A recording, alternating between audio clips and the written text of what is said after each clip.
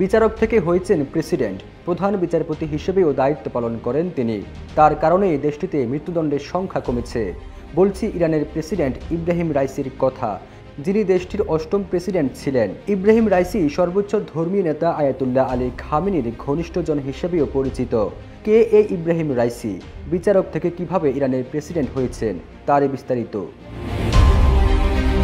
৩ বছর আগে ইরানের প্রেসিডেন্ট নির্বাচিত হওয়ার আগে ইব্রাহিম রাইসিকে মনে করা হয় একদিন দেশটির সর্বোচ্চ ধর্মীয় নেতা আয়াতুল্লাহ খামেনির উত্তরসূরি হবেন। 1960 সালে 14 ডিসেম্বর উত্তর পূর্ব ইরানের পবিত্র শহর মাশহাদে জন্মগ্রহণ করেন ইব্রাহিম রাইসি।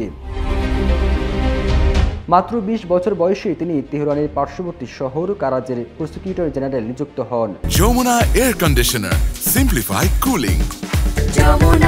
এরপর 1989 থেকে 1994 পর্যন্ত তেহরানের প্রসিকিউটর এবং 2004 সাল থেকে এক দশক ধরে জুডিশিয়াল অথরিটির দায়িত্ব পালন করেন। পরবর্তী 2019 সালে তাকে প্রধান বিচারপতি হিসেবে নিযুক্ত করেন দেশটির সর্বোচ্চ ধর্মীয় নেতা আয়াতুল্লাহ খামেনি। কট্টরপন্থী হিসেবে পরিচিত প্রেসিডেন্ট রাইসি 88 সদস্যের বিশেষজ্ঞ সভার উপচেয়ারম্যান নির্বাচিত হন। সর্বোচ্চ ধর্মীয় নেতা নির্বাচন সহ বেশ কিছু গুরুত্বপূর্ণ দায়িত্ব পালন করে এই সভা। 2021 সালে দ্বিতীয় দফার নির্বাচনে তিনি ইরানের অষ্টম প্রেসিডেন্ট নির্বাচিত হন।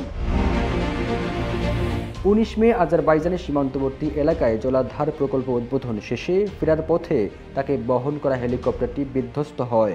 ওই হেলিকপ্টারে তার সঙ্গে ছিলেন দেশটির পররাষ্ট্রমন্ত্রী হোসাইন আমির আবদুল্লাহিয়ান সহ বেশ কয়েকজন গুরুত্বপূর্ণ কর্মকর্তাও। এই দুর্ঘটনায় ইব্রাহিম রাইসির মৃত্যু হয়।